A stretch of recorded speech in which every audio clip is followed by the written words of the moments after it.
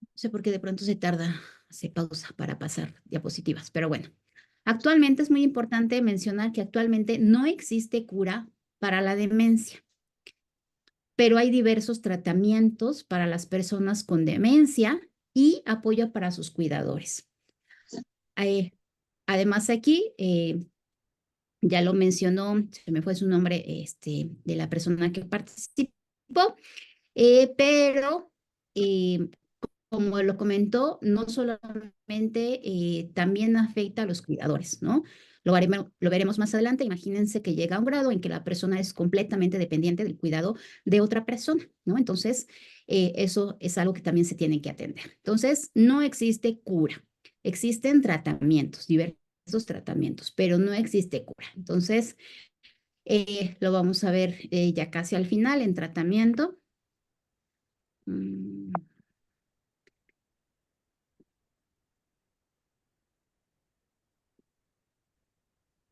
Bueno, muy importante, la terminología. Ahorita estamos utilizando el término de demencia. Sin embargo, eh,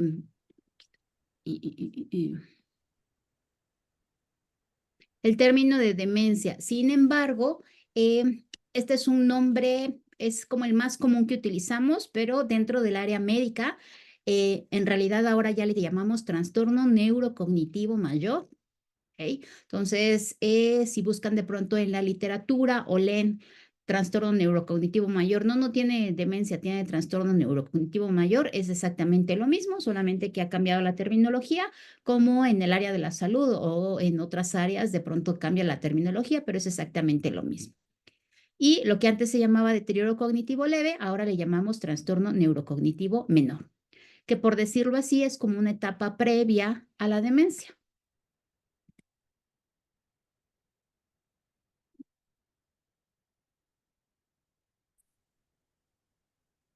Bueno, y ahora, muy importante, esta información que nos refiere la Asociación Internacional de Alzheimer, nos dice que el 80% de la población en general piensa que la demencia es una parte normal del envejecimiento. No, no sé si ustedes hayan escuchado que de pronto lo mencionan, es que ya a mi tía se le olvidan las cosas, es que a mi abuelito ya se le olvidan las cosas, claro, como ya está viejito, ¿no? Como si consideráramos que la demencia es una parte normal del envejecimiento. No es así, nos dice que el 80% de la población en general tienen esta idea que es errónea, pero déjense eso, nos dicen que el 65% de los profesionales de la salud también lo creen así. El 65% de los profesionales de la salud, colegas, compañeros, eh, eh, me preguntan, ¿no? Acerca sobre pacientes suyos o sobre familiares que tienen ya deterioro cognitivo, que presentan alguno de los signos, de los síntomas, y ellos no consideran que sea una enfermedad, sino creen que es parte del envejecimiento, ¿ok? Y aún más lo puse aquí en chiquito para que no se me olvidara mencionarlo, el 32% de la población en general consideran que las personas con demencia son peligrosas, creen que son agresivas. ¿Okay? Entonces, imagínense, todas las tabús y las ideas erróneas que se tienen acerca de las demencias. Bueno, y entonces vamos a ver. El envejecimiento, ¿qué pasa? ¿No? Dijimos, no es parte normal del envejecimiento, pero ¿qué pasa entonces? Conforme vamos creciendo, pues obviamente van cambiando funciones en nuestro cuerpo, en todo nuestro cuerpo, incluyendo en nuestro cerebro. Hay un envejecimiento, parte de un envejecimiento sano y normal como parte de nuestro envejecimiento. Esto es, por ejemplo, ya no podemos atender 5 o 6 cosas a la vez o 3, 4 cosas a la vez. ¿Ok? Entonces, un adulto mayor sí puede seguir entendiendo bien las cosas, pero espérate, dime una, luego otra, con calma y nos entendemos. ¿Ok? Pero si lo hace, si le damos su tiempo, lo pueden entender perfectamente. Por ejemplo, si ustedes han observado los premios Nobel de literatura, no son personas jóvenes, son en general, han sido personas adultas mayores, por ese acervo eh, ya de lenguaje, por todas las cosas que han vivido y luego lo dejan plasmado en sus obras literarias, ¿no? Entonces, el envejecimiento no es sinónimo de que ya se nos olviden las cosas. Hay algunas cosas, algunos cambios, pero no es enfermedad. ¿Qué pasa? Del envejecimiento sano o normal, podemos evolucionar a algo que se llama deterioro cognitivo leve o, o trastorno neurocognitivo menor. ¿Y a qué se refiere esto? Pues a que si bien ya tenemos algunas pequeñas fallas de memoria o algunas pequeñas fallas para en nuestro funcionamiento cotidiano, como un poco de dificultad para tomar decisiones, un poco de dificultad para realizar las cuentas cuando vamos al súper y saber cuánto tenemos que pagar, eh, pero son las personas siguen siendo funcionales, ¿no? Entonces incluso se dan cuenta de este deterioro y se las ingenian para, pues entonces llevar una libretita de apuntes para poner recordatorios y que no se les olviden las cosas. Y vamos a ver, y solamente en algunos casos pueden evolucionar a demencia. Listo. Entonces, nos dice en esta diapositiva que ahí no se alcanza a ver, pero bueno, la gran diferencia entre deterioro cognitivo leve y demencia es la funcionalidad, ¿no? Lo que les decía, una persona puede tener algunos olvidos leves, pero o algunas alteraciones en su funcionamiento por la forma de pensar, pero es completamente funcional. Si sigue siendo completamente funcional, se considera deterioro cognitivo leve. Cuando ya tiene afectación para su trabajo, para su vida familiar, para hacer sus actividades básicas de la vida diaria, entonces ya lo consideramos demencia. ¿Ok? Y bueno, nuevamente, deterioro cognitivo leve, rápidamente, a veces es una queja subjetiva, ¿no? Los familiares nos dicen, es que como que ya se le están olvidando las cosas, porque a veces el propio individuo no se da cuenta de estos olvidos, ¿no? Y nos dice que es una función anormal para la edad. En uno o más dominios de la función cognitiva, que ahorita lo vamos a ver, pero decíamos, sus actividades funcionales son esencialmente normales. Y bueno, lo que les decía, del deterioro cognitivo leve tenemos las funciones cognitivas normales, hay deterioro cognitivo leve y solamente a veces podemos evolucionar a demencia. Tenemos el deterioro cognitivo leve, mínimo o más bien puede tener tres caminos. Uno, que tenga alguna causa que pudiéramos revertir. Por ejemplo, hay personas con hipotiroidismo, con funcionamiento disminuido de la tiroides, que una de las manifestaciones es que tengan el enlentecimiento del pensamiento y también se les olvidan las cosas. Entonces, pues le suplimos la falta de levotiroxina, le regulamos el funcionamiento de su tiroides y con eso vuelve a su funcionamiento cognitivo previo, por ejemplo, que es el menos de las causas realmente, ¿eh? Entonces es reversible. Otra opción puede ser que se queden ahí de forma estacionaria, con ese mismo deterioro cognitivo. No se le olvidan más las cosas, pero tampoco mejora. Quedan con esos pequeños olvidos, con esas pequeñas dificultades para el pensamiento y para resolver problemas de la vida diaria, pero no evolucionan, no avanzan hacia el empeoramiento. Y la tercera opción es que pueden evolucionar hacia algún tipo de demencia. Entonces, puede ser enfermedad de Alzheimer, pero también hay muchos otros tipos de demencia. Y bueno, se calcula que en México el 28.7% de la población mayor de 65 años, o sea, casi el 30% de la población mayor de 65 años, cumple con criterios para deterioro cognitivo leve. Imagínense, es un porcentaje muy alto. Ok, y bueno, el deterioro cognitivo leve, les decía, puede ser con predominio de problemas de memoria, pero también pueden ser otros dominios afectados, como el lenguaje, como la comprensión, eh, como hacer cuentas, les decía, pero también hay deterioro cognitivo que no está afectada la memoria y eso de todas maneras es deterioro cognitivo. Es un tipo de deterioro cognitivo. ¿Cuándo ya vamos a diagnosticar una demencia como tal, comparado con el nivel previo de rendimiento en uno o más dominios? Esto es muy, muy importante porque es deterioro cognitivo. ¿Ok?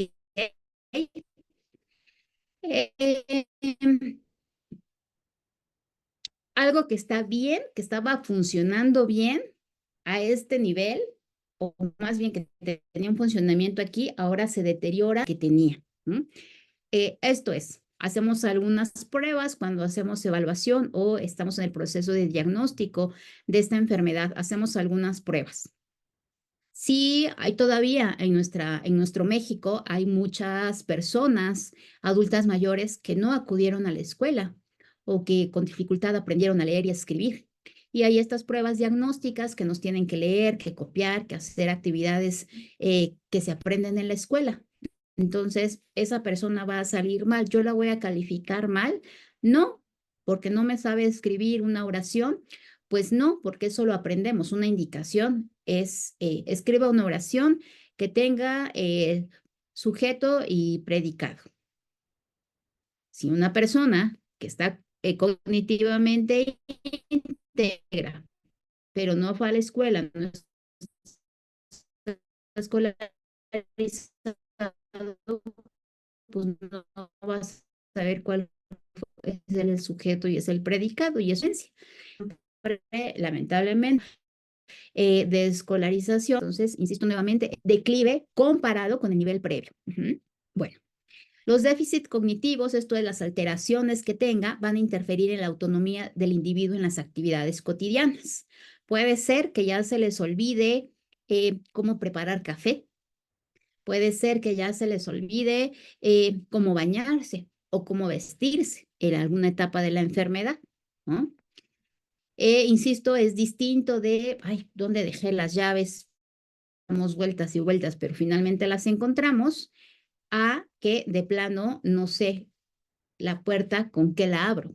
No sé que ese fierrito que se le mete ahí se llama llave y que sirve para abrir la puerta. Lamentablemente hay algunos casos en que se llegan a presentar este grado de deterioro. Y bueno, esto ya es específicamente, chicos estudiantes, que déficits cognitivos, habrán visto los diagnósticos que a veces también son, hay que excluir, esto es, los déficits cognitivos, dicen, no ocurren exclusivamente en el contexto de un síndrome confusional o delirio, o tampoco no se explican mejor por el efecto de alguna otra enfermedad o por el efecto de una sustancia, ¿no? Las personas con demencia pueden llegar a presentar, por ejemplo, alucinaciones y pero una persona que también se haya metido una droga o que haya tomado mucho, pues también puede llegar a tener alucinaciones. A eso se refiere, ¿no?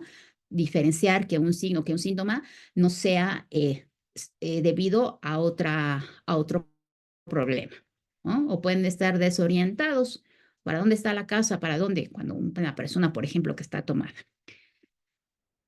Ok, bueno. Esto solamente lo vemos rápidamente. Existen muchos tipos de demencias, ¿ok? Aquí tienen principalmente la enfermedad de Alzheimer, pero también hay otras enfermedades, otros tipos de demencia que seguramente habrán escuchado hablar.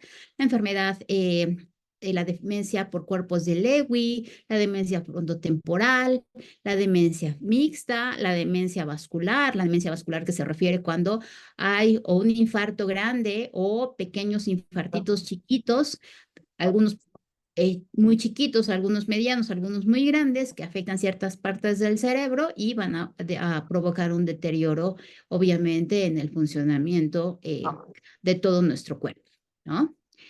Y algunas, la enfermedad de Parkinson, por ejemplo, la enfermedad de Parkinson también puede ir acompañada de demencia y le llamamos demencia en la enfermedad de Parkinson o asociada a la enfermedad de Parkinson. Ah, ok. Bueno, sin embargo, no todo es Alzheimer. Como ya vimos las tablitas previas, habían muchos tipos de demencias, pero no todo es Alzheimer.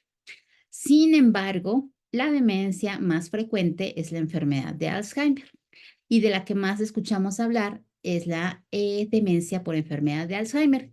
Y si buscan ustedes en el internet o si buscan ustedes en los libros, va a venir demencia, enfermedad de Alzheimer. Pero es solamente decir que no es la única enfermedad. Demencia no es sinónimo de Alzheimer, pero Alzheimer sí es sinónimo de demencia. No sé si me expliqué con claridad. Y bueno, entramos de lleno al tema de la enfermedad de Alzheimer. Bueno, hace más de 100 años, imagínense que un psiquiatra alemán describió el primer caso de una paciente donde encontró investigó su cerebro ya que había muerto y encontró unas lesiones, unas cosas allí en su cerebro que decía, esto yo no lo había visto antes, ¿ok? Y fue hasta 3 años después que otro científico llamado Emil Kraepelin le da el nombre de la enfermedad de Alzheimer a esta enfermedad por el primer científico que la empezó a describir, ¿ok? Y bueno, entonces nuevamente les decía, es la forma más común de demencia. Se refiere que entre el 60 y el 80% de todas las demencias es debido a este tipo de demencia. Decíamos que no es una enfermedad. Bueno, y muy importante, también aclarar, es en el menos de los casos, pero el Alzheimer no solamente es una enfermedad de la vejez, se puede llegar a presentar en casos raros más bien no tan frecuentes, pero se puede llegar a presentar en personas menores de 60 años, en personas de 50, de 40. Ayer en el laboratorio de demencias presentaron un caso clínico de una chica, de una mujer de 39 años, ¿no? Imagínense. Y bueno, el Alzheimer es un tipo de demencia que causa problemas, ya dijimos, de la memoria, el pensamiento y la conducta. Y una característica de la enfermedad de Alzheimer es que generalmente es una enfermedad que se va desarrollando poco a poquito, hasta que los olvidos van siendo poco a poquito. A veces puede ser que la misma persona lo minimice o puede ser que los familiares, las personas que están a su alrededor lo minimicen. Así se le olvida, pero de vez en cuando. Y ya después ya decimos, no, pero no le encargues a él esto, porque ya ves que se le olvidan las cosas, ¿no? Esto es, vamos viendo, los familiares o las personas que estamos alrededor, nos vamos dando cuenta que estos olvidos, pues van siendo cada vez más frecuentes. O si antes solamente era el típico, donde dejé las llaves, donde dejé los lentes, donde dejé el monedero, pues ahora también ya es donde dejé los zapatos, donde dejé cosas muy importantes, ¿no? Entonces, pero una característica es que en general van siendo poco a poquito, poco a poquito. Ok. Esta es una enfermedad a nivel mundial, ¿ok? Se dice que a nivel mundial unos 50 millones de personas padecen demencia. Y alrededor el 60% de estos 50 millones de personas viven en países de ingresos bajos y medios. Ya no se le dice países de tercer mundo, ¿no? Se les dice actualmente países de ingresos bajos y medios, en el cual, pues obviamente, estamos incluidos México. Se dice que en México viven 1,5 millones de personas con algún tipo de demencia.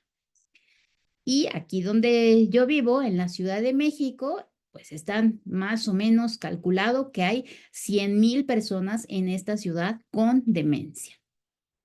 Es un problema de salud muy importante. ¿Por qué? Porque en México entonces, 3 de cada 100 personas mayores de 60 años padecen enfermedad de Alzheimer, padecen demencia.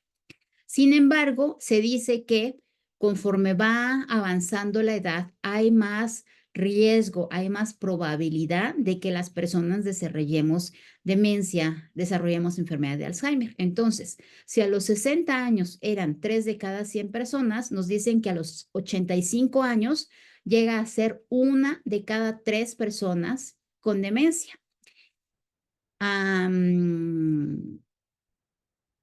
Y a los 90 años, 1 de cada 2 quienes lo presentan. Esto es, personas mayores de 90 años, una sí tiene y otra no tiene. ¿Ok? Entonces, vamos a ver en un momentito a qué se debe esto. Y bueno, las cosas no van para menos, sino al revés. Nos dicen que las proyecciones nos indican que para el 2050 la cifra a nivel nacional llegará a ser de 3.7 billones de personas con demencia. Es un número muy, muy importante. Y bueno, yéndonos un poquito a la histopatología, a la fisiopatología, esto es, qué es lo que pasa a nivel celular, qué es lo que pasa a nivel muy mínimo para que se cause, se produzca una enfermedad, una alteración en nuestro cuerpo. Nos dice que esta enfermedad es compleja. Se reconoce que en general la enfermedad de Alzheimer va a presentar 2 lesiones histopatológicas, esto es a nivel celular, muy características. Dos sustancias, la proteína beta amiloide y la proteína tau. Son 2 proteínas, 2 sustancias que están en nuestro cerebro, pero están en cierta cantidad. Se van formando, tienen su función y luego se desechan. Se forman, tienen su función y se desechan. Pero, ¿qué pasa? ¿No? Si se forman, cumplen su función, pero no se desechan, pues se van acumulando. Entonces, hay 2 tipos de proteínas muy importantes que les decía. El beta amiloide, que está fuera de las neuronas, entre las neuronas, y se le llaman placas amiloideas o placas seniles, ¿m? Y entonces van a entorpecer entre la comunicación entre neuronas, y van a hacer que no funcionen bien las neuronas y que se echen a andar muchos mecanismos para tratar de eliminarlos, van a crear inflamación. También el cerebro va a decir, dice, tanta de esta proteína me está haciendo daño y también trata de atacarla, por así decirlo. Y tenemos otro tipo de proteínas que son las marañas intracelulares, como bien su nombre lo dice, adentro de la célula, de la neurona, que está compuesta por una proteína que se llama tau, pero cierto tipo de proteína que se llama hiperfosforilada, ¿ok? Entonces, esta proteína dentro de la neurona también va a causar que la propia neurona no funcione bien. Los chicos estudiantes de medicina ya habrán visto pues que se llevan a cabo muchas funciones intracelulares, simplemente para creación de energía, de creación de otras proteínas, para comunicación con el medio extracelular, todas estas funciones de reproducción, todas estas funciones se ven afectadas por las marañas neurofibrilares de proteína tau. Son 2 de las características más importantes, sin embargo, les decía, alrededor de esto también va algo que le llamamos fenómenos de neuroinflamación. De pronto llegan a ser estas proteínas, se acumulan tanto que llegan a ser tóxicas, por así decirlo, para el cerebro, y entonces también provocan eh, eh, que se dañen más las neuronas, ¿no? Entonces, y llega un momento en que se mueren las neuronas, ¿no? Imagínense todo esto que va pasando en el cerebro. Y recordemos que nuestro cerebro controla todo lo que somos y lo que hacemos. Ok, un dibujito esquemático, ¿no? Nuestro cerebro está del lado, aquí lo estamos viendo, izquierdo, nos dice el cerebro normal, que es como un cerebro hidratado, por así decirlo. A veces nosotros decimos que es como una pasita, ¿no? Una pasita cuando la metemos tantito en agua, se hidrata, pero ¿qué pasa si la dejamos que esté mucho tiempo ya una pasita rancia? ¿Cómo la diferenciamos? Porque está ya muy seca, muy chupadita, ¿no? Entonces nuestro cerebro así ya en una etapa avanzada, en una persona que tiene demencia, que tiene enfermedad de Alzheimer, se va a ver así, como pasita, como chupadita, ¿no? Como lo vemos del lado derecho. Esto es en un esquema. Y bueno, no sé si ustedes habrán escuchado o qué tanto a veces llegamos a tener miedo, ¿no? Ay, es que la abuelita tuvo demencia. ¿Qué tal que a mí también me da? ¿No? Ay, es que dicen que el tío fulanito y ya se le olvidaban las cosas. ¿Qué tal que a mí también me pasa? Bueno, pues afortunadamente, menos del 5% de la enfermedad de Alzheimer tiene un componente, es debido a una herencia, ¿no? Y a una herencia directa. Hay diversos tipos de herencia, ¿no? Hay algunos que si tenemos ese cromosoma, si tenemos ese gen, es seguro que nos va a dar tal enfermedad. Pero hay otras enfermedades que el tener un gen, el tener un cromosoma con esa enfermedad solamente es un riesgo más para desarrollarla, ¿no? Entonces, tres de los genes más frecuentes en los pocos casos que son de demencia genética es algo que se llama presenilina 1, que está en el cromosoma 14, la presenilina 2, que está en el cromosoma 1, y la PPA, que es la proteína precursora de beta amiloide, que está en el cromosoma 21. ¿Y qué creen? Esta última, chicos estudiantes de medicina, si alguien más también lo ha escuchado, el cromosoma 21, ¿en qué otra cosa han escuchado que está involucrado? Pues en el síndrome de Down, ¿no? Entonces, antes, las personas con síndrome de Down, lamentablemente, pues debido a muchas complicaciones, eh, difícilmente llegaban a ser adultos mayores. Ahora, que se procura más su salud, ya llegan a ser adultos mayores. Y la mayoría de los pacientes con eh, síndrome de Down van a desarrollar demencia. ¿Por qué? Porque tienen en común esta alteración en el cromosoma 21. Entonces, bueno, pero insisto, este es el menos de los casos.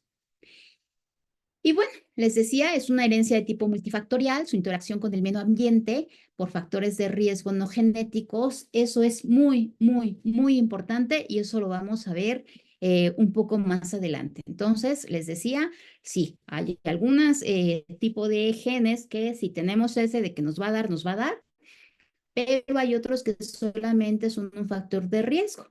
Y lo más importante va a ser otros factores que van a influir. ¿Mm? Ok. Hay otra cosa que se llama polipoproteína E, pero nos hemos dado cuenta que realmente no tiene el peso de los genes que mencioné en la diapositiva previa. Ok. Muy importante, aquí es un poco un cuadro grande, pero nunca sé cómo hacerlo más pequeño. Bueno, entonces, ya decíamos, factores de riesgo del lado izquierdo están los factores de riesgo, abajo están los factores protectores y arriba los factores de riesgo. ¿A qué nos referimos con factores protectores? Pues como su nombre lo dice, es que si tenemos alguno de esos factores, nos van a prevenir hasta cierto grado de desarrollar una enfermedad, un problema, en este caso demencia. Y los factores de riesgo son aquellos que al contrario nos van a hacer que tengamos más riesgo, como su nombre lo dice, de tener ese problema o de desarrollar cierta enfermedad. Entonces, por factores protectores, muy importante, tiene aquí, lo vamos a ver más adelante. Educación, en general, ¿desde cuándo empezamos la educación? Pues desde que vamos al kinder y luego a la primaria y luego a la secundaria y luego al bachillerato y luego a la universidad y luego así todo la carrera de un estudiante depende de lo que hayamos estudiado. Si bien la educación formal es el principal medio de educación, no es la única, ¿ok? Pero cuando vamos a la escuela aprendemos, apenas me preguntaban uno de mis alumnos de primer año de la facultad, Facultad de Medicina sobre una cuestión de bioquímica que es muy difícil y me decían, bueno, ¿y usted ya ahorita ha utilizado alguna vez esa ecuación? Le dije, no, yo no la he utilizado, pero es un hecho que debemos de conocer las bases, ¿no? O utilizar ciertas fórmulas matemáticas. Tal vez no las volvemos a utilizar en la vida, pero el aprender, el que nuestro cerebro entienda las relaciones entre esos números y cómo sale esa parábola y cómo sale todo esto, hace que nuestro cerebro haga muchas conexiones y aprenda a pensar, aprenda a razonar, aprenda a unir un pensamiento con otro, a encontrar su asociación. Todo eso es lo que nos brinda la educación formal, ¿no? Además de aprender de historia y de otras cosas, ¿no? Entonces, bueno, vemos que esta educación, pues insisto, nos da desde que vamos a la escuela, la adolescencia, ser adulto joven. Otra cosa que es un factor de riesgo, un factor, perdón, protector, pues es la actividad física. Obviamente podemos empezar a hacer actividad física a los 60, 70, 80 y 90 años. Empezar. Pero la actividad física que ya no realizamos cuando jóvenes, ya no la podemos sustituir, ¿no? Ya no la podemos reponer, por así decirlo. Entonces, seamos personas activas físicamente desde el inicio y que los niños, los jóvenes, desde muy niños, muy jóvenes, realicen actividad física. Muy importante también, actividad social y cognitiva, esto es que se mantengan activos mentalmente, ¿no? Que tengan un grupo de amigos con los cuales se sientan a gusto, se sientan contentos, puedan platicar, puedan echar chisme, puedan compartir sus experiencias. Se dice que una persona, mientras más aislada es, mientras menos actividad, mientras menos interacción social tiene más riesgo de desarrollar demencia, ¿no? Y entonces esto en general se va a asociar con algo que le llamamos reserva cerebral o reserva cognitiva, ¿no? Que mi maestra me enseñó, es como una alcancía. Si le vamos echando moneditas y moneditas, ¿no? Que todo sería esto, la monedita de la actividad física, la monedita de la educación, la monedita de mantener mi cerebro activo, la monedita de tener amigos, de tener un grupo social. Mi alcancía, pues va a estar llena. Y si en algún momento se le hace un agujerito, pues se va a tardar mucho tiempo en vaciarse mi alcancía. Pero ¿qué pasa si es en esa alcancía? Pues nomás le eché por ahí una monedita, 3 moneditas. Pues es un hecho que cuando se le haga un agujerito, en 3 segundos se me va a vaciar. A eso le llamamos reserva cerebral, reserva cognitiva. ¿Qué reserva tenemos en nuestro cuerpo? ¿Qué reserva cerebral tenemos? Y es así como va a ser más resistente, por así decirlo, nuestro cerebro. Basado en esto, pues entonces tenemos los factores de riesgo. Imagínense que si además yo tengo genéticamente genes como las que ya mencioné, ¿no? Los traigo ahí ya, por decirlo, ya lo traigo en la sangre.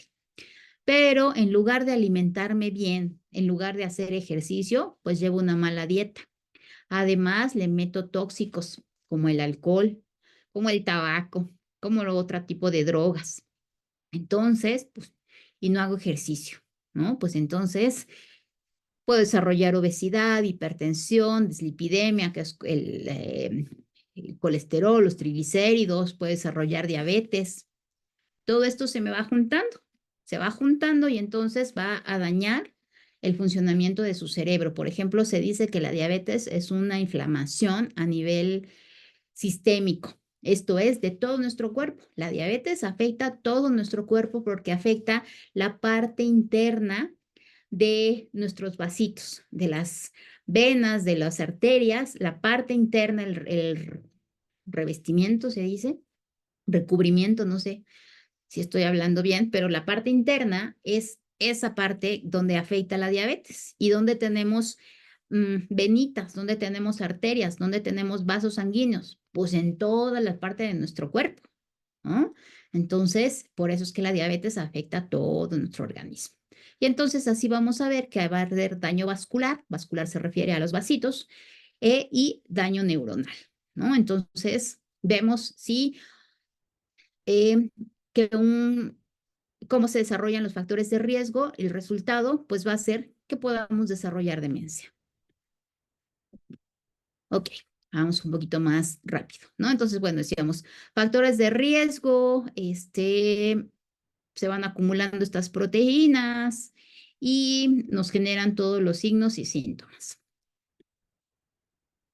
Cuadro clínico, muy rápidamente, en etapas muy tempranas, puede haber dificultades con el lenguaje, que de pronto se les olvidan algunas palabras. Pásame el de la DESA para echarle, ¿no? En lugar de decir la cafetera, ¿no?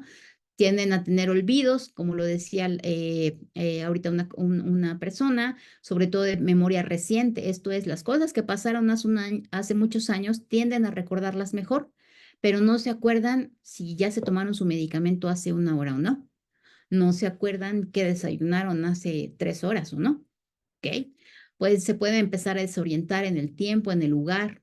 ¿Ok? Salen de su casa y de pronto ya no saben para dónde agarran, para la panadería o para dónde está el banco. ¿Ok? Tienen dificultad, pueden empezar a tener dificultad para tomar decisiones, ¿no? A veces pueden llegar a tener poca iniciativa o motivación. Si esto sigue avanzando, pueden llegar a tener problemas que ya necesitan de alguien que cuide. ¿Por qué? Porque ya no pueden cocinar, ya no pueden limpiar su casa por sí mismos, ya no pueden salir de compras. Una, porque ya no saben llegar a la tienda, y dos, porque cuando llegan a la tienda ya no saben qué es lo que iban a comprar. Tres, porque el dinero ya no saben dar el dinero, hacer las cuentas, recibir el cambio. Pueden llegar ya en esta etapa a requerir ayuda para su higiene personal, para ir al baño, para lavarse, para vestirse, que le llamamos actividades básicas de la vida diaria, para ir al baño incluso. Y ya en una etapa tardía, pues las personas llegan a presentar una total dependencia. Tienen problemas pueden llegar a tener problemas de memoria muy serios que ya, tan graves que ya no pueden, ya a veces ya no se reconocen a sí mismos o ya no reconocen a sus familiares. ¿Y esta señora quién es? ¿No? Y ya no saben que es su esposa. O confunden a su esposa, le dicen mamá, o la confunden con su hija, ¿ok? Por lo tanto, y también físicamente se empiezan a deteriorar porque también ya empieza su cerebro, insisto, que yo, para poder caminar, necesito tener bien mis huesos y mis músculos, pero finalmente quien da la orden para que se muevan de manera coordinada es mi cerebro. Si mi cerebro ya está muy dañado, entonces también ya simplemente para caminar ya voy a tener dificultad, ¿no? Entonces, bueno, eh, el cuadro clínico puede ser muy variado, pero si ven, solamente en algún momento he mencionado que tiene olvidos. ¿Por qué? Porque existen algo que le llamamos dominios neurocognitivos. Se dice que la demencia afecta 6 áreas, los seis dominios. La atención compleja, que es como prestar atención, ¿no? Estamos viendo una película y aunque por allá nos estén hablando, nosotros estamos prestando atención, tantito volteamos, regresamos y sabemos en qué estábamos viendo. Habilidad ejecutiva se refiere a planear, hacer decisiones, corregir errores, flexibilidad. Esto es, yo voy a Perisur, pero hay un choque y cierran periférico.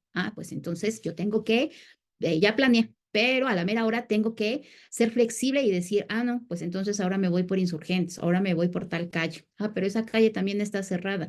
Bueno, pues entonces estas decisiones que vamos tomando conforme las circunstancias, los problemas se nos vayan presentando, eso se le llamamos a funciones ejecutivas.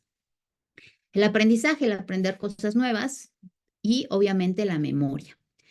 Insisto nuevamente, con mayor frecuencia la reciente e inmediata, aunque también en etapas avanzadas ya se ve alterada la memoria remota.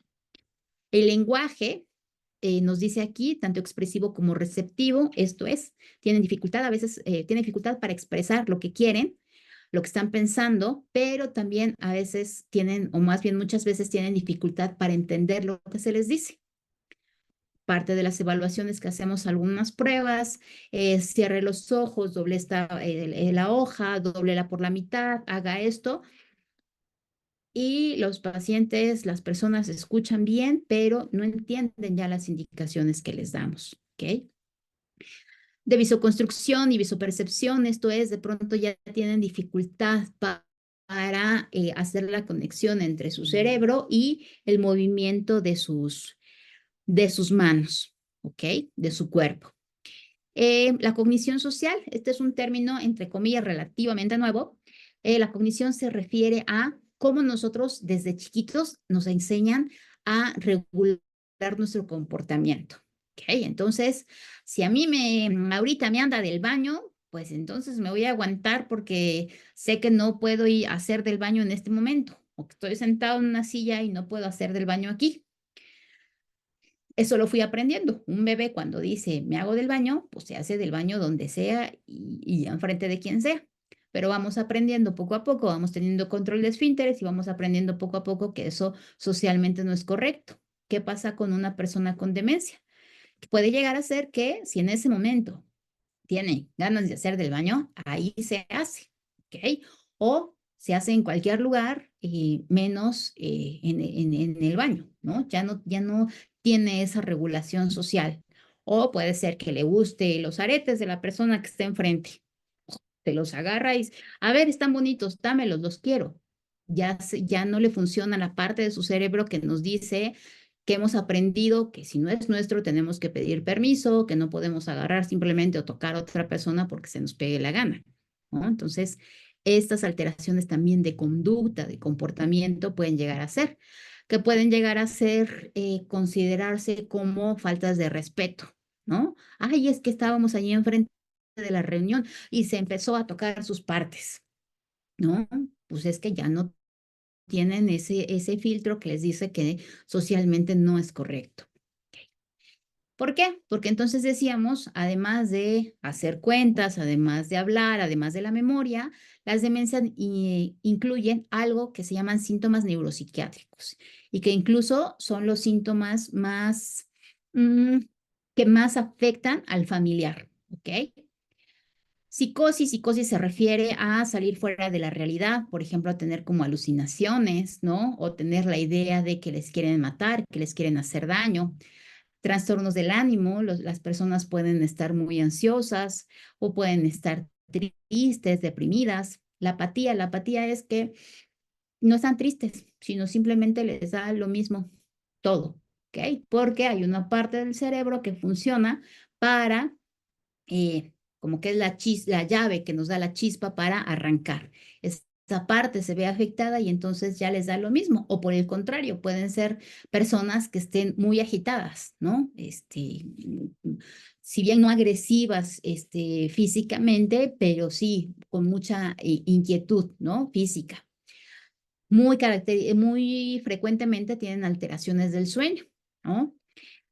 Muy característicamente tienen inversión del sueño. Entonces, durante el día duermen y en la noche están despiertos. Pero el resto de la familia, pues tenemos que estar despiertos en el día y dormir en la noche. Si nos pasamos cuidando a nuestro familiar en la noche, pues entonces a nosotros nos afecta que al día siguiente estamos con los ojos pelones porque no pudimos dormir en la noche por cuidar a nuestro familiar y nuestro paciente, nuestro familiar con esta enfermedad, pues puede dormir durante el día porque ya no va a trabajar, porque ya no tiene otra actividad que hacer. Pero esta es la más frecuente, pero hay otras alteraciones también, como dormir mucho o como dormir, pero por pedacitos, por cachitos. Entonces hay diversas alteraciones en el sueño. Cambios en la alimentación, o comen mucho, o ya no quieren comer, o se vuelven muy quisquillosos en su forma de comer, o a veces incluso les decía, se les olvida si ya, no lo que comieron, sino incluso si ya hasta comieron, ¿no? Se les olvida que ya les dieron de desayunar. Oye, mija, ¿a qué horas me vas a dar de desayunar? Papá, ya desayunamos. No, no es cierto, ¿no? Yo tengo mucha hambre. Entonces, puede ser también. La desinhibición sexual, ¿no? Lo mencionaba hace rato, igual puede ser que ya no tienen ese filtro, ¿no? Que si yo me quiero tocar mis genitales, si me quiero masturbar, pues ya sé que lo tengo que hacer en el baño, ya sé que lo tengo que hacer en mi habitación, que no lo puedo hacer en frente de las demás personas, pero a los pacientes que llegan a presentar estos síntomas, pues ya no les funciona esa parte que les dice eso no es correcto socialmente, ¿no? Y muy importante, se me estaba pasando, si bien estos síntomas neuropsiquiátricos se presentan en la mayoría de los pacientes, no en todos se va a presentar, no todos van a tener cambios en la alimentación, no todos van a tener desinhibición sexual y sobre todo se presentan se pueden llegar a presentar en diversas etapas de la enfermedad. Algunos pueden presentar trastornos del ánimo en etapas más iniciales de esta enfermedad, algunos y después se les quita, hay otros que están felices como lombrices y sé solamente hasta el final que van a presentar esta enfermedad. ¿Ok? Vamos a apurarnos. Bueno, el diagnóstico, muy importante, el diagnóstico le hacemos, es muy importante y justo apenas hace poquito se acaban de dar a conocer los nuevos criterios diagnósticos, pero vamos a mencionar algunas particularidades sobre estos nuevos criterios. Bueno, diagnóstico se hace por clínica, ¿no? Esto es lo que nosotros estamos viendo, lo que los familiares nos refieren, ¿no? Ya se le olvidan las cosas, estamos en el consultorio, le preguntamos qué desayunó al paciente y ya no nos sabe contestar, ya no le ponemos a hacer cuentas si ya no lo sabe hacer, le podemos identificar animalitos si ya no lo sabe hacer. Entonces, a eso me refiero con clínica, ¿ok? Pero también para el diagnóstico necesitamos estudios de imagen estructural y funcional, esto es tomografía, resonancia, estudios que nos dan imágenes de nuestro cerebro por dentro y nos dicen cómo está formado y cómo está funcionando. Es diferente. Yo tengo aquí no, y se prende, ¿no? Bueno, tengo aquí yo mi celular, ¿no? Y entonces digo, pues sí funciona, yo creo, ¿no? No tiene nada roto, no tiene nada estrellado, yo creo que sí funciona. Eso es la imagen estructural. Estructuralmente está íntegro, pero ¿qué creen?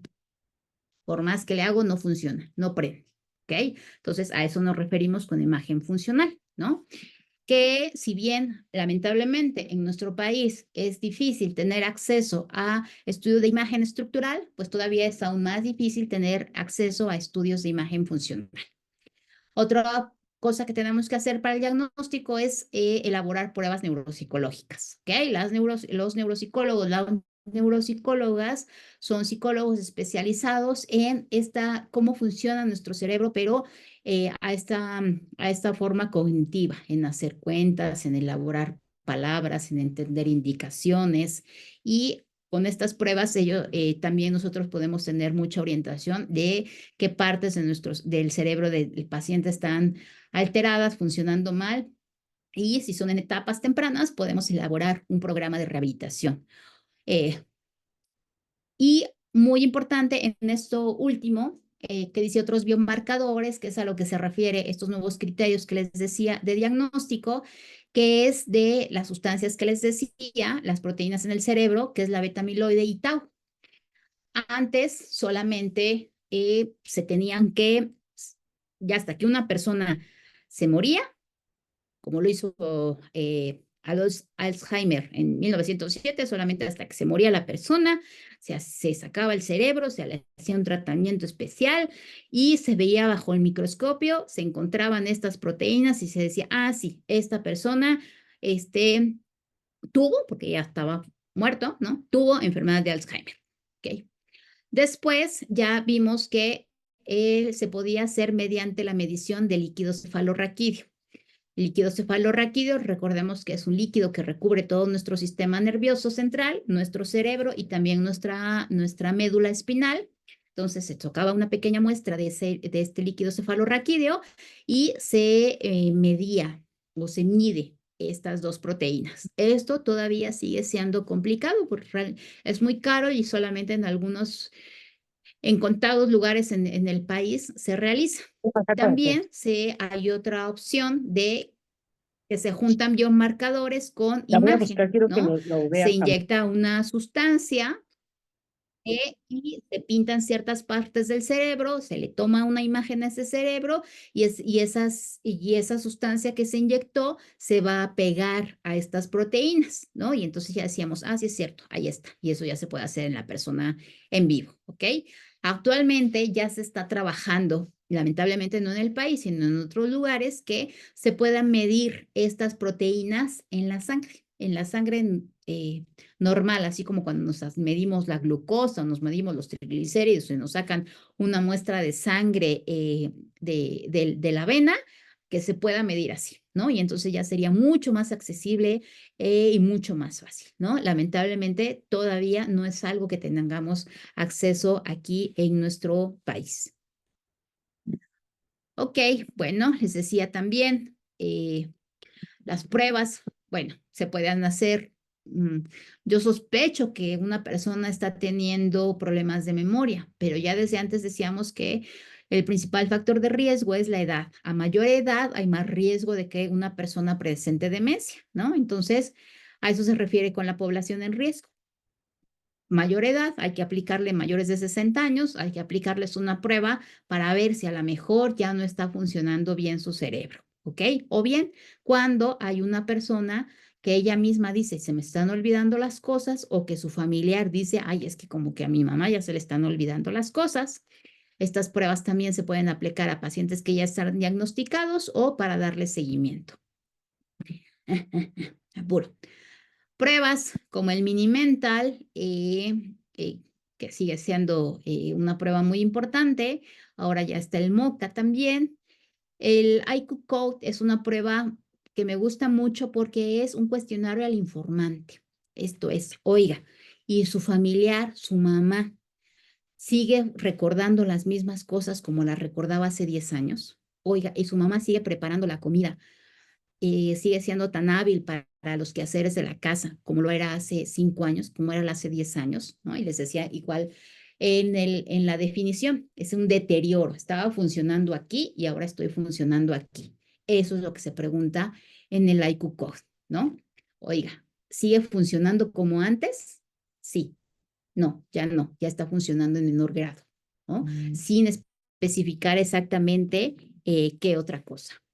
Especificar si son síntomas de memoria o otro tipo de alteraciones, ¿no? Es algo muy general, pero la persona que vive con el paciente, pues qué mejor para que nos dé esta información.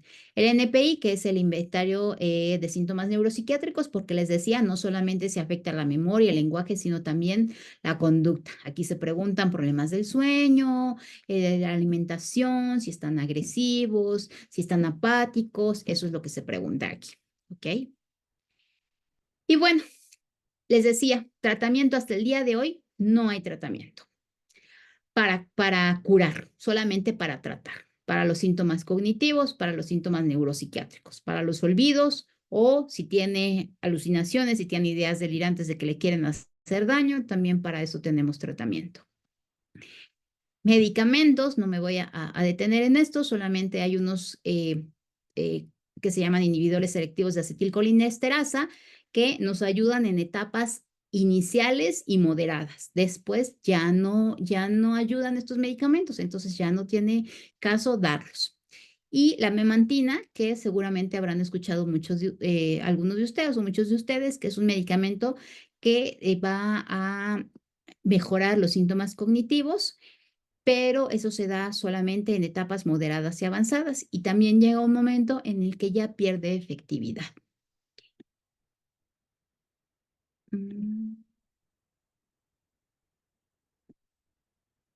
Ok, lo último es anticuerpos monoclonales. Estábamos en plena pandemia, si no estoy mal, fue junio del 21. Sí, creo que fue junio del 21 que la FDA aprobó el primer medicamento para tratar el origen o la causa, por así decirlo, de la enfermedad de Alzheimer, que es un medicamento que se llama aducanumab, que son anticuerpos monoclonales, y después han surgido otros 2 medicamentos. El último es algo que se llama donanemab, ¿no? Entonces, anticuerpos, seguramente habrán escuchado anticuerpos, es una sustancia que ataca a otra y dice, te voy a eliminar, ¿no? Entonces, cuando nosotros decimos, ah, sí, tengo gripa. Ah, sí, porque seguramente tienes bajas tus defensas, tus anticuerpos. Eso quiere decir que ciertas células de nuestro cuerpo atacan a este bicho que no lo reconocen como parte del cuerpo, lo atacan y lo eliminan, ¿ok? En la Les decía que estas proteínas del cerebro, la proteína tau y el beta amiloide, son proteínas propias del cuerpo. Entonces, pues el cuerpo no no los ataca de forma natural, porque son parte de sí mismos. Sin embargo, estos medicamentos lo que hace es pegarse a estas proteínas y entonces ahora sí nuestro sistema inmunitario, nuestro sistema de defensa los reconoce como extraños y los elimina. ¿Ok? Entonces, sin embargo, son medicamentos que realmente han mostrado muy poca efectividad, muchos efectos secundarios, son muy caros y todavía no tenemos acceso a ellos aquí en México. Eh, Síntomas neuropsiquiátricos, bueno, son otros medicamentos, muchos medicamentos que podemos eh, ocupar, pero me saltaré a esta parte. Las terapias no farmacológicas, ¿ok? Tan importante o aún más importante, decíamos que como no tenemos un tratamiento curativo como tal, aún más importante que los medicamentos es algo que le llamamos el tratamiento no farmacológico.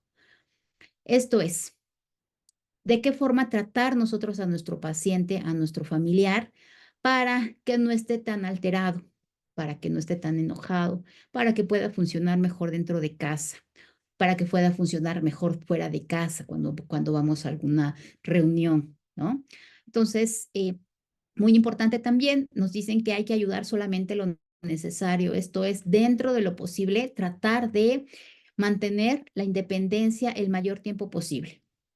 ¿No? Pues a lo mejor ya no tienen la misma habilidad para cortar la comida con el tenedor, con el cuchillo, a lo mejor ya comen como pollito y ya dejan muchas moronitas y ya por eso les vamos a dar en la boca. Pues no, pues aunque sea que hagan reguero, tenemos que seguirlos dejando que ellos a su forma, a su capacidad, aunque ya disminuida, sigan comiendo de forma independiente. A lo mejor ya no se pueden bañar muy bien, pero entonces les ayudamos a que se pongan el champú y ya les decimos, tállate la cabeza, ahora quítate el champú de la cabeza y les vamos marcando pautas, los vamos orientando, pero no de plano los vamos a bañar como si fueran bebés, ¿no? Hay que tratar de conservar la independencia el mayor tiempo posible, ¿no? Muy importante, adecuar el ambiente, ¿no? No sé, yo doy mucha consulta a domicilio y a veces voy y digo, ay, no, con razón se caen los adultos mayores porque tienen un montón de tapetitos y un montón de cables, todo el panorama propicio para que se puedan caer, ¿no? O muchas veces no sé por qué tienden a tener su habitación oscuras, ¿no? Entonces, que esté bien iluminado, que el día sea día, que la noche sea noche, ver su medicación, muchos tratamientos o manejo conductual que llamamos que se puede dar. Tenemos que preguntarnos como médicos cuál es el problema a tratar. Hay dele algo para que ya no esté gritando. A ver, ¿por qué está gritando? ¿No? Antes de darle un medicamento, hay que preguntar si es necesario darle un medicamento o si existen otras opciones que no sean darle medicamento, ¿no? O tal vez a veces todos los medicamentos tienen efectos secundarios, todos.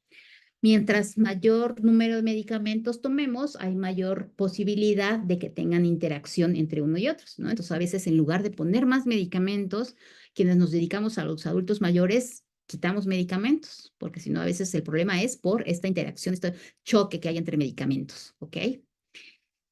Igual, este tipo de enfermedades, este tipo de medicamentos, no tienen un efecto inmediato. Si a mí me duele la cabeza, tal vez me tomo un paracetamol y máximo en una hora ya me hizo efecto. Si no me lo quitó, al menos me lo disminuyó.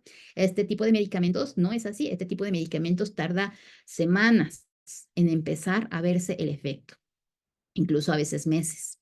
Hay que valorar el costo-beneficio. Lamentablemente, en nuestro país, que decíamos que es un país que consideramos de medianos bajos ingresos, pues o gastamos en un medicamento que es muy caro y que realmente no nos va a curar ni tampoco nos va a dar mucho beneficio, o mejor, pues invierto en tener una mejor alimentación, invierto en costear a alguien que me ayude a cuidar de mi familiar enfermo. ¿Okay? Nuevamente les decía, pues las demencias no afectan solamente al paciente, sino también a su cuidador. Imagínense una persona que les decía cuando les presentaba el cuadro clínico, que ya no se puede bañar solito, ya no puede comer solito, ya tiene dificultad para caminar, que ya le ganda del baño, pues necesita una persona a su lado 24 horas al día, todos los días, todos los meses.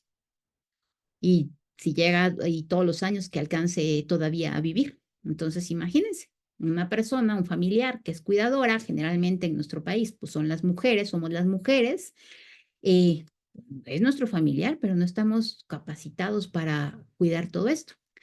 Muchas veces terminan enfermas, enfermas de tener esta responsabilidad 24/7.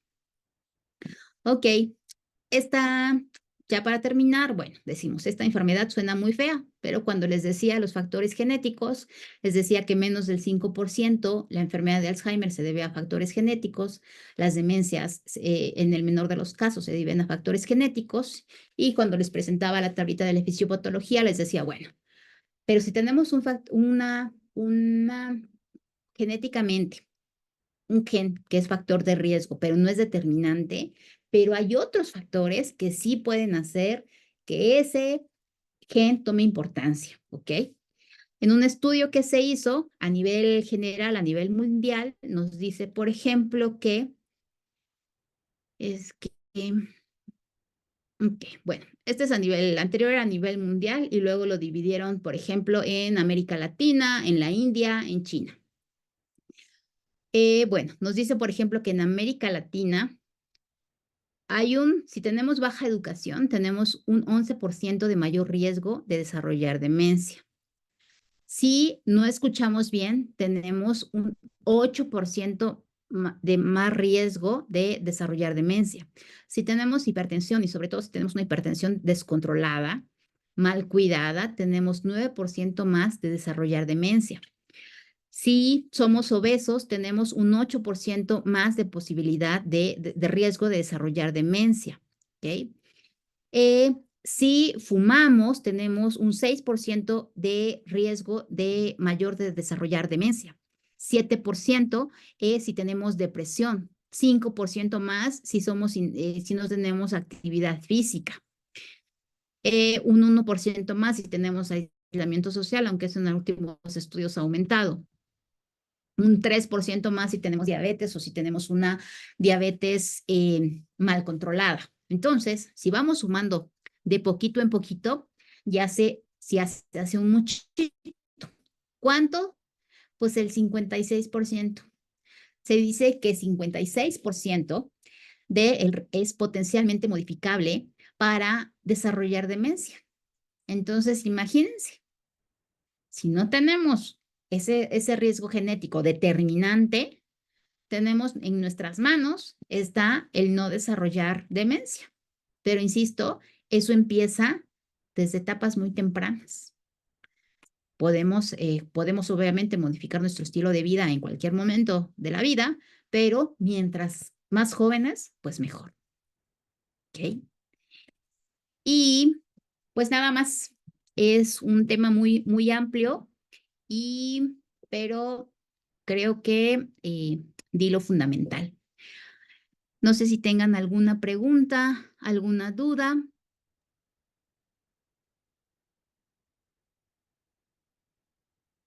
Gracias, doctora Rocío, por su participación y a todos los que han estado con nosotros en estos minutos.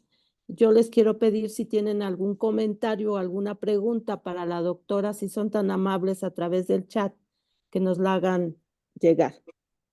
El doctor Enrique González Sánchez nos dice, gracias, doctora, excelente ponencia.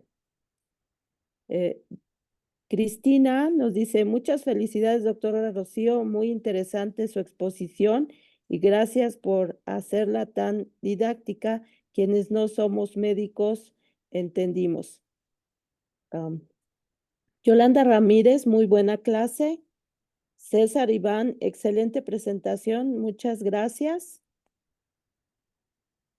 Yara Ramírez, todo muy claro. Ahorita que estoy viendo, sí, Sí, doctora, adelante. Disculpe, doctora. Sí, ahorita que estoy viendo los comentarios, muy importante mencionar, ahorita veíamos que es Ale, supongo que eres Ale Arlequín, un amigo de la familia, nos dice, yo aplico, embajador de resiliencia, yo aplico la risoterapia a diferentes áreas.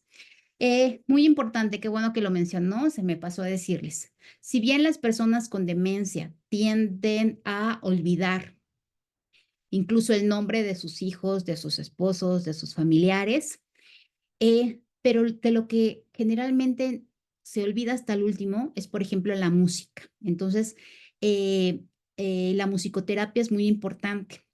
Y ahorita que lo que menciona Ale Arlequín, la risoterapia. ¿Por qué? Porque si bien tal vez no nos entienden, ya no nos comprenden lo que le estamos diciendo, tenemos cita médica. Ay, papá, tenemos cita y mira nada más, ya te volviste a ensuciar, te acababa de cambiar, ahora vamos a llegar más tarde, bla, bla, bla, ¿no? Entonces, a lo mejor el papá ya no entiende todo lo que le está diciendo, porque ya no alcanza a comprender. Lo que sí se da cuenta es que le estamos hablando feo, que estamos enojados, que lo estamos regañando. Si le hablamos amorosamente, igual le podemos decir exactamente lo mismo, sí, pero si le hablamos amorosamente, se va a dar cuenta que no lo estamos regañando. ¿Okay? Entonces, sí es muy importante darse cuenta que las emociones, los sentimientos, es lo último, o más bien creo que nunca se pierde. Bien, el doctor Miguel Ángel Piedras Y le... frase veía que decían, bueno, a lo mejor tú ya, pero, ok, otras preguntas nos dice, perdón, Sí, adelante, déjeme, doctora, adelante. ok, dice Miguel Ángel Piedras Huerta. Los inhibidores selectivos de la recaptura de serotonina, ¿por cuánto tiempo se deben administrar? Pues el tiempo que sea necesario. Solamente cabe señalar que este tipo de medicamentos tardan en empezar a hacer efecto alrededor de 3 a 4 semanas. Entonces, a lo mejor mandamos 2 semanas, no vemos ningún efecto, lo vamos a retirar. No, nos tenemos que esperar mínimo un mes para ver si tiene efecto o no. ¿Ok? ¿Y cuánto tiempo? Pues el que sea necesario. Los inhibidores selectivos de recaptura de serotonina no solamente antes eran conocidos como antidepresivos, pero en realidad la serotonina tiene muchas más funciones en el cerebro y entonces nos ayuda en general, a mejorar y a mantener el funcionamiento del cerebro por mucho tiempo. Entonces, yo tengo a muchos pacientes con inhibidores de la recaptura de serotonina. Nos dice Jorge Reina, ¿algún tipo de neurocirugía de estimulación podría prevenir o ayudar? Lamentablemente no, hasta el momento no. Está muy en boga la neuroestimulación, sin embargo, a nivel de demencias no se han visto resultados. Recordemos que unos son como, podríamos mencionarlos como casos anecdóticos, ¿no? Ah, sí, a mi abuelita le funcionó esto. Eso no quiere decir que ya sea un tratamiento, el té de guayaba. Eso no quiere decir que ya sea que eso va a ser un tratamiento para todas las personas, ¿no? Para eso se hacen estudios de investigación de muchísima población y a veces nos damos cuenta que en realidad eso no era lo que le había beneficiado a esa persona. A lo mejor tenía otras características muy individuales que no se pueden generalizar a toda la población. Ok. Ok. Ok. Muy importante así. Aquí nos dice Iván Contreras, entender la tolerancia y la paciencia de los cuidadores hacia el paciente. Exactamente, ¿no? Saber que si de pronto, insisto nuevamente en este ejemplo, si acabo de cambiar a mi familiar y estaba comiendo y se ensució, o lo acabo de cambiar y se acaba nuevamente de hacer del baño, pues ni modo, me toca volver a cambiarlo. ¿Por qué? Porque no lo hace como una grosería. Es una función que ya no puede controlar, que ya no entiende además que lo está haciendo mal. Lo que sí entiende es cuando los regañamos o les gritamos. y nosotros nos desesperamos. Pero decía nuevamente, si eso como cuidadores nos toca a mañana, tarde y noche, pues muchas veces las personas sí llegan a desesperar y es entendible. Es por eso también que hay que dar, es muy, muy importante la atención que hay que dar a los cuidadores. Hay algunas cosas, un apartado que se llama autocuidado del cuidador. Yo, ¿qué hago para cuidarme?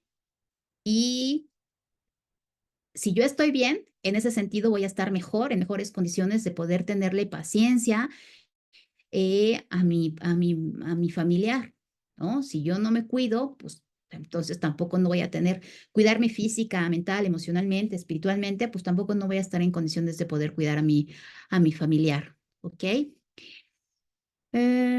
Dos preguntas nos dice Milena Ávila. ¿Qué otras actividades de la vida diaria me recomiendas para una persona con este diagnóstico para hacer ejercicios de memoria? Ok, bueno, yo les digo que lo ideal es que tengan una evaluación neurocognitiva por una neuropsicóloga. ¿Por qué? Bueno, perdón que mencione neuropsicóloga, pero en general son neuropsicólogas, ¿ok? ¿Por qué? Porque si bien podemos hacer un ejercicio en general, ¿no? Entonces yo digo, ay, hay que hacer deporte. Ah, sí, pues ponte a brincar la cuerda, ponte a hacer ejercicio, pero si yo quiero, tengo problemas para caminar o me duele la espalda específicamente, pues lo ideal sería que me manden unos ejercicios específicos para ese problema que yo tengo. Pero en general lo que yo les digo es todas las actividades eh, que impliquen tratar de aprender algo es lo mejor para nuestro cerebro. Esto es, yo veo a señoras que ya hasta tejen sin ver, lo hacen en automático, les gusta. Qué bueno que lo hacen así y es un gusto para ellos y les tejen bufandas a toda la familia, ¿ok? Sin embargo, eh, ya es algo que hacen en automático. Realmente no están haciendo mucho esfuerzo de su cerebro. Si yo lo hago, para mí sí sería una actividad cognitivamente desafiante, ¿no? Porque yo tengo dos manos izquierdas, entonces sí estaría viendo para dónde le paso la aguja y para dónde le paso el estambre. Para mí sí sería una actividad de estimulación cognitiva.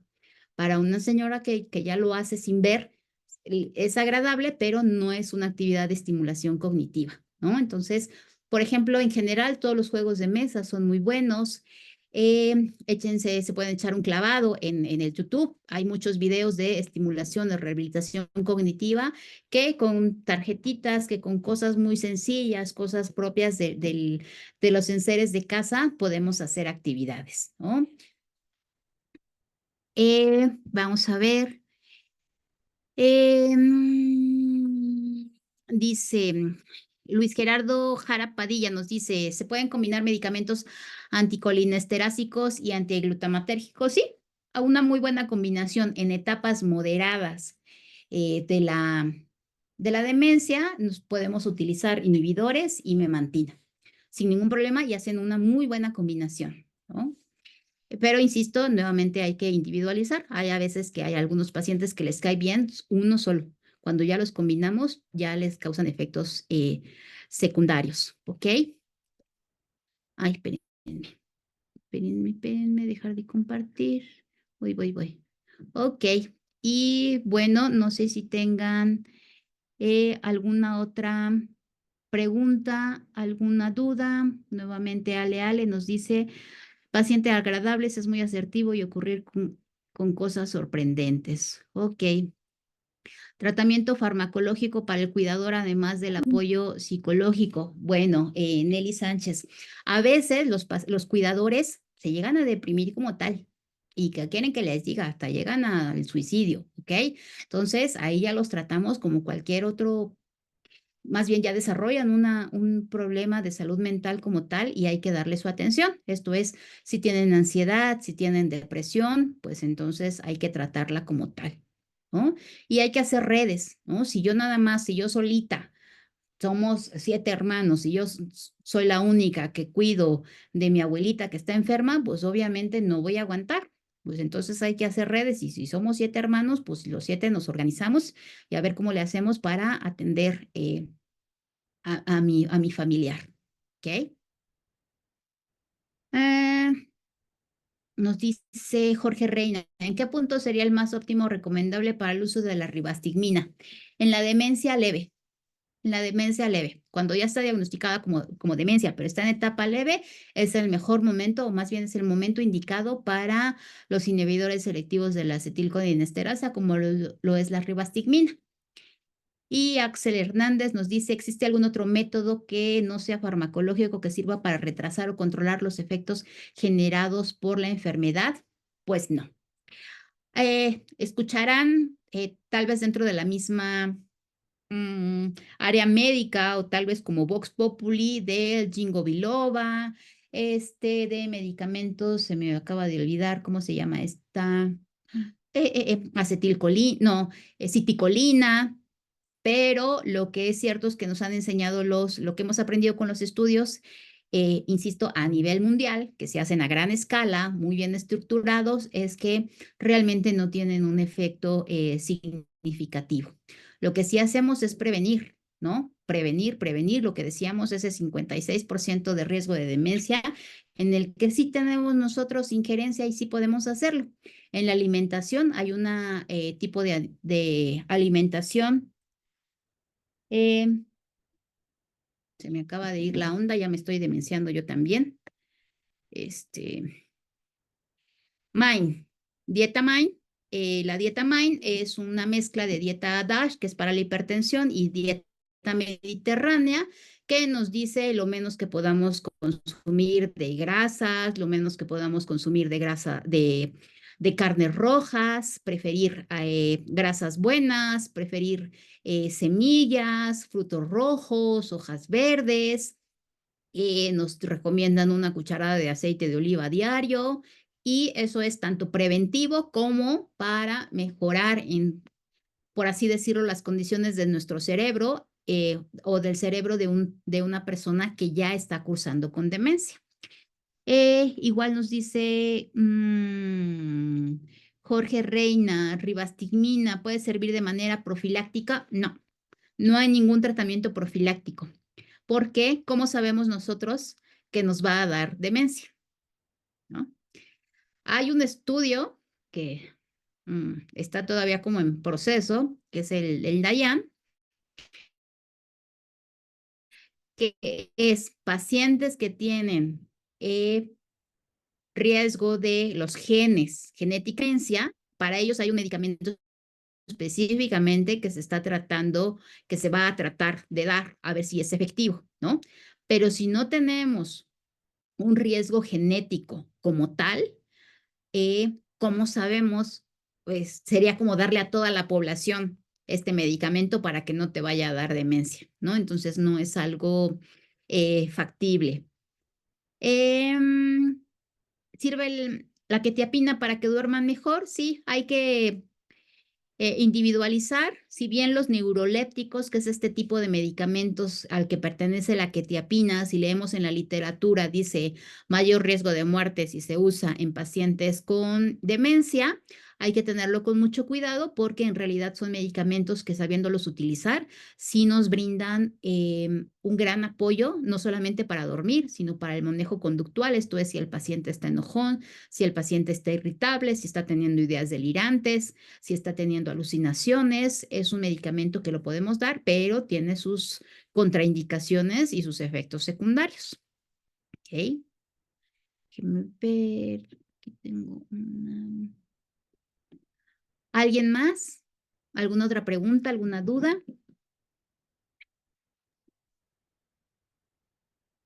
Parece que no, doctora Rocío. Parece que ya no tenemos ninguna pregunta, ningún comentario. Sí, hay uno.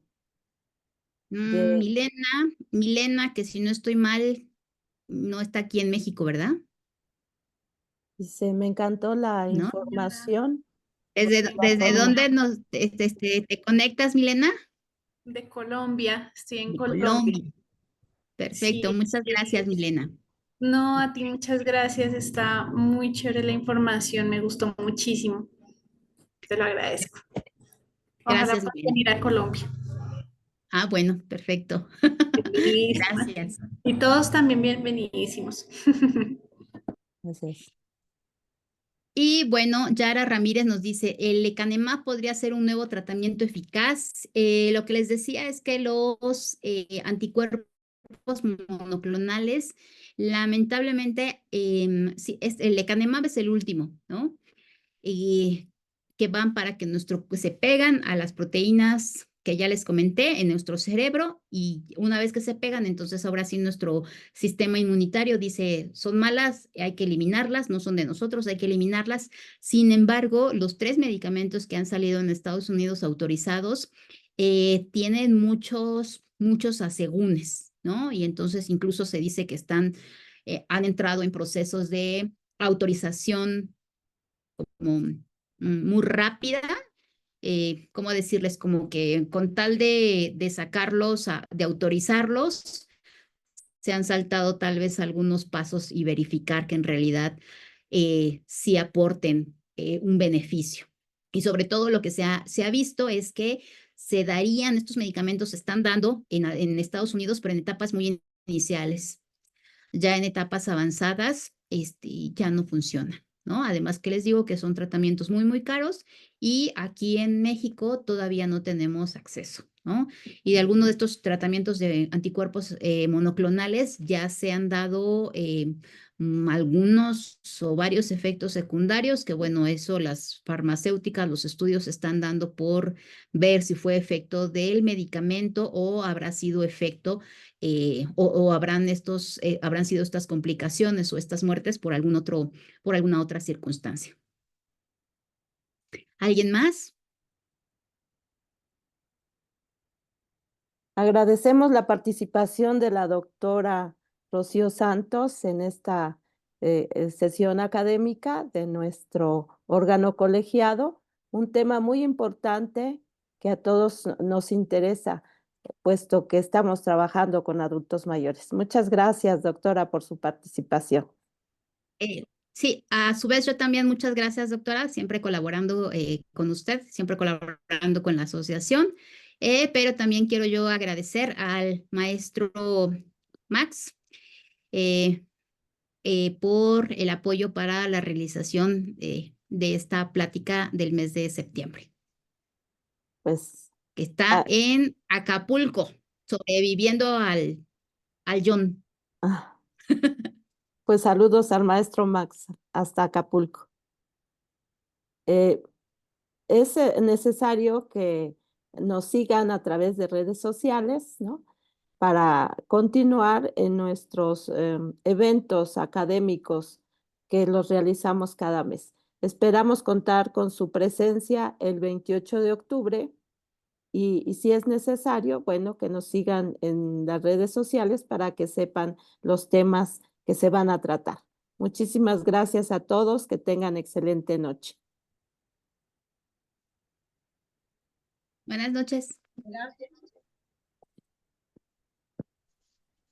Buenas noches, doctora. Muchas gracias. Buenas noches, felicidades, muy bonita exposición, gracias. Gracias, Ale. Buenas noches, doctora. Gracias por la oportunidad de poder escucharla. Gracias, Juanita, usted por conectarse.